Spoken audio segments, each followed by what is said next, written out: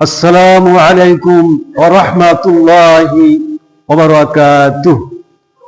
মহান রব্বুল আলামিন বলেন, আল্লাযীনা ইম্মাক্কান্নাহুম ফিল আরদি আকামুস সালাতা ওয়া আতাউজ যাকাতা ওয়া আমারু বিল মা'রুফি ওয়া নাহাউ আনিল মুনকার। মহান রব্বুল আলামিন বলেন, মুসলমানরা যখন ক্ষমতা লাভ করবে তখন তারা দেশের মধ্যে নামাজ প্রতিষ্ঠা করবে, যাকাত আদায় করবে, ভালো কাজের আদেশ প্রদান করবে, অন্যায় কাজ থেকে মানুষকে ফিরাবে।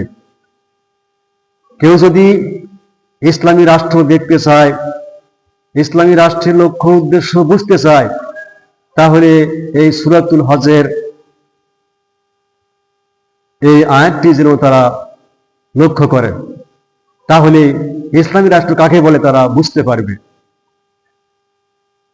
এজন্য আমাদেরকে ঐক্যবদ্ধ হয়ে কাজ করতে হবে, যাতে আগামীতে ইসলামপন্থী তথা জামাতি ইসলামকে আমরা নির্বাচিত করে পার্লামেন্টে পাঠাতে পারি।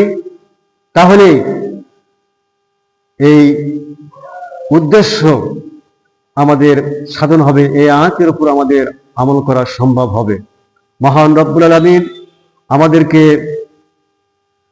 তৌফিক দান করুন। আসসালামু আলাইকুম ওয়া রাহমাতুল্লাহি ওয়া বারাকাতুহু।